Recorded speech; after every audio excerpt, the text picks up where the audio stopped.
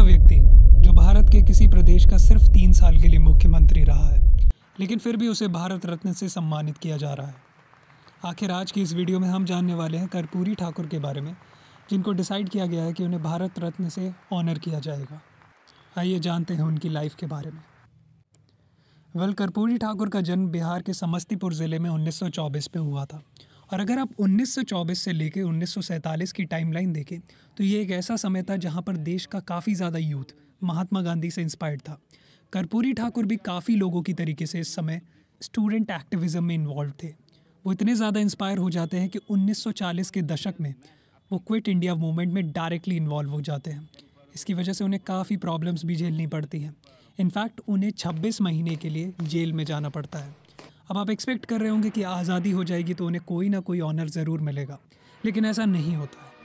Karpoori Thakur actually चले जाते हैं वापस अपनी नॉर्मल लाइफ में, लाइमलाइट से काफ़ी दूर। और अब उनका नया प्रोफेशन होता है एक गांव में स्कूल टीचर बनने का।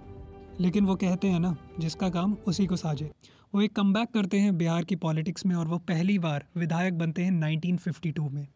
अब यहाँ से जो उनका कद था वो डेफिनेटली बढ़ता रहता है। उसका एक रीज़न ये था कि वो अंडर प्रिविलेज्ड कम्युनिटीज़ के बहुत ही वोकल सपोर्टर थे। अब ये एक ऐसा समय था जहाँ पे उनकी पॉपुलैरिटी रेगुलरली बढ़ती रहती है। उसका एक रीज़न था कि वो डायरेक्टली इन्वॉल्व रहते थे ब्लू कॉलर जॉब्स के व्यक्तियों के साथ। उनके साथ वो रेगुलरली स्ट्राइक करते थे उनके राइट्स के लिए। स्पेशली वो इस सिचुएशन में उनको एक ओहदा भी मिल जाता है, वो था जननायक का, जिसका मतलब है पीपल्स हीरो। अल्टीमेटली उनकी राजनीति का जो पीक मोमेंट आता है वो आता है 1970s के दशक में। काफ़ी राजनीतिक जोड़ तोड़ के बाद वो बन जाते हैं बिहार के मुख्यमंत्री। लेकिन अभी हम फ़िलहाल बात करने वाले हैं उनकी लाइफ के कुछ फेमस मोमेंट्स के बारे में। लेकिन कर्पूरी ठाकुर एक और चीज़ के लिए काफ़ी ज़्यादा फेमस है, वो है कर्पूरी मॉडल। कर्पूरी मॉडल एक रिजर्वेशन सिस्टम है जो आज के भारत के रिजर्वेशन सिस्टम से काफ़ी ज़्यादा सिमिलर है। 1978 में कर्पूरी डिसाइड करते हैं कि अब हमें कुछ नया करना चाहिए। वो देखते हैं कि कुछ ऐसी कम्युनिटीज़ हैं जिनको शेड्यूल कास्ट और शेड्यूल ट्राइब्स में नहीं इन्वॉल्व किया जा सकता है, लेकिन एट द सेम टाइम वो इतनी भी ज़्यादा डेवलप्ड नहीं है कि उन्हें जनरल कैटेगरी में रखा जा सके। में वो डिसाइड करते हैं कि एडिशनल 26% रिजर्वेशन हमें देना चाहिए।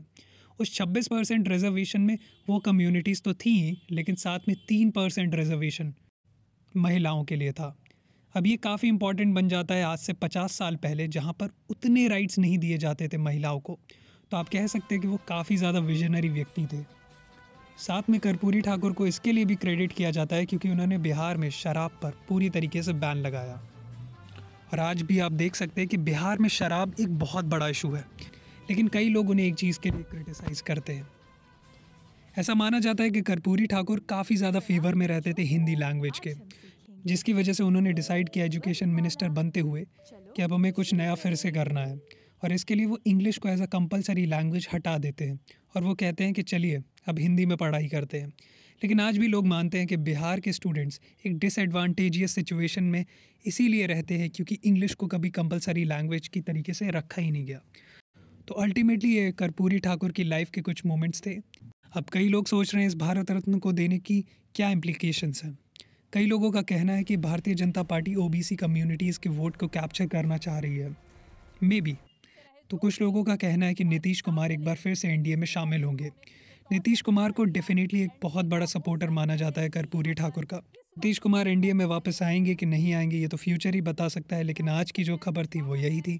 वीडियो देखने के लिए बहुत बहुत धन्यवाद। भारत रत्न के लायक अटल जी क्यों नहीं है? अटल जी को मिलना चाहिए, जननायक स्वर्गीय कर्पूरी ठाकुर जी को मिलना चाहिए। हम लोग तो बहुत दिनों से मांग कर रहे हैं कर्पूरी ठाकुर जी को मिलना चाहिए भारत रत्न।